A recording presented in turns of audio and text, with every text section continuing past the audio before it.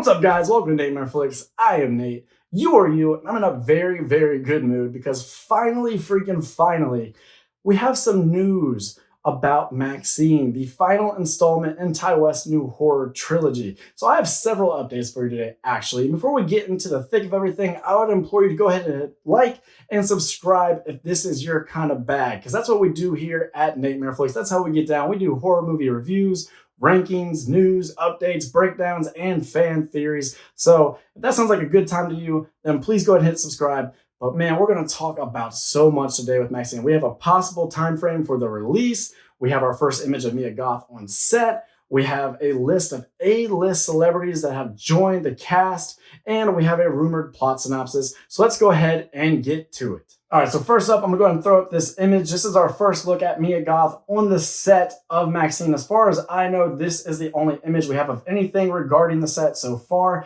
And while at first glance, it may not seem like a lot, I think you can actually infer a good bit, or at least see something that you can go ahead and go, good on you, Ti West. That actually does call back to the first two films. What am I talking about? Well, yes, you see her stepping out of a car. That is appropriate for the time period. We know this movie will be taking place in 1985, 5 years after the events of X.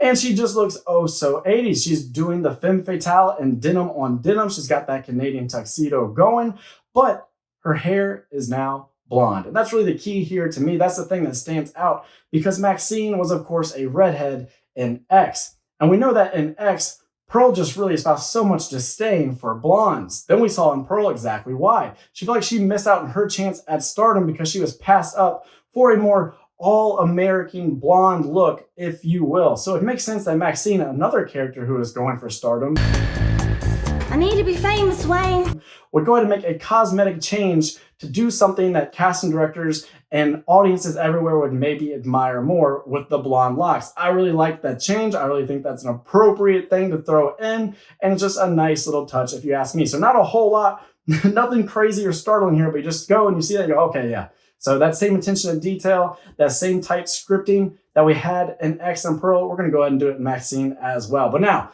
moving on to a whole host of A-list stars and a few other supporting characters that have joined the cast so far. So far, we know Elizabeth Debicki from Tenet will be joining the movie. She is going to be working as a director within the world of the film, which means she'll probably be shooting scenes of Maxxxine and her co-stars doing things in the, we'll call it, pornography biz, if you will, which will be really interesting because we saw how Maxxxine worked under a male director in X. Nobody else out there like you.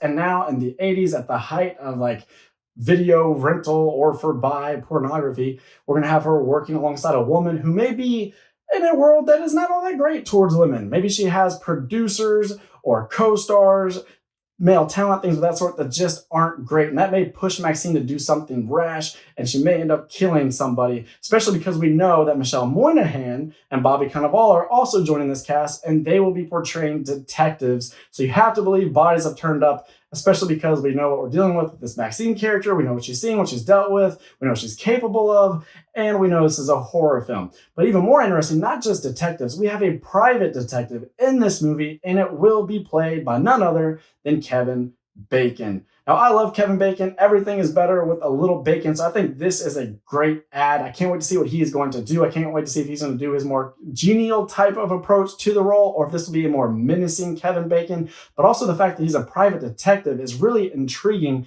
because you have to think, well, then who is paying his checks?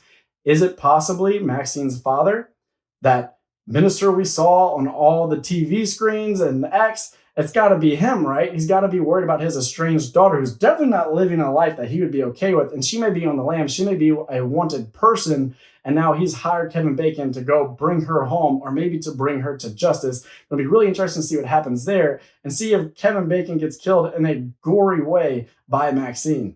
Three more big names that have joined this cast are Lily Collins, Halsey, and Giancarlo Esposito. That is what I'm saying. This cast is stacked. I don't know what roles Halsey and Lily Collins will be playing, but I can't wait to see what that is going to look like.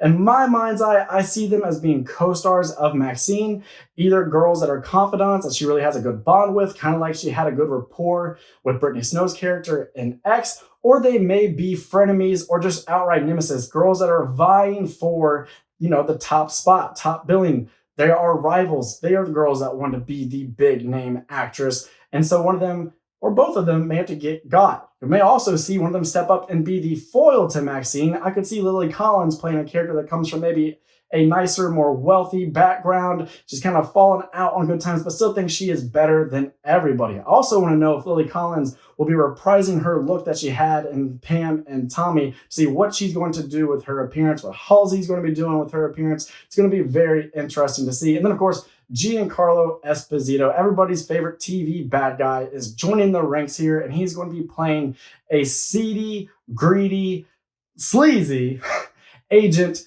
to porn actors and Z-list actors, and I can't wait to see what he is going to do there. You know he can do the nefarious oh so well. Dude has such great presence on screen. I can't wait to see Mia Goth working opposite of him, because you know that's just going to be a good bit of movie magic. And my last little tidbit for you today is that we know this production, which started last week, is a 7-week production, which conceivably means that we could see Maxxxine in theaters by the end of 2023, which I would be stoked about. This is my most anticipated movie of this year, and then I found out we may not get it this year. So the fact that that's back on the table, that's astounding. And if not, then hey, we'll get 2024 off on the right foot, because you look at this cast, and look at what they did with the first 2 movies, and it's just oh so promising. I love the way that X took on that kind of 70s grindhouse aesthetic, kind of like a Texas Chainsaw vibe as well. And then Pearl did kind of classic Hollywood, threw in a little Wizard of Oz, threw in a little Psycho, put it in a blender, and just executed on all of it. Can't wait to see what they're going to do with the 80s aesthetic and all that American excess. I think it's going to be a real great time at the cinema. But those are your news updates for today about Maxxxine. Go ahead and comment your thoughts down below. How psyched are you for this? Did you prefer X or Pearl? Let me know. I always like hearing people's takes on that little debate. But other than that, I just have one thing to ask you. Would you go have yourself a great day? I'm Nate for natemareflix saying that's a wrap.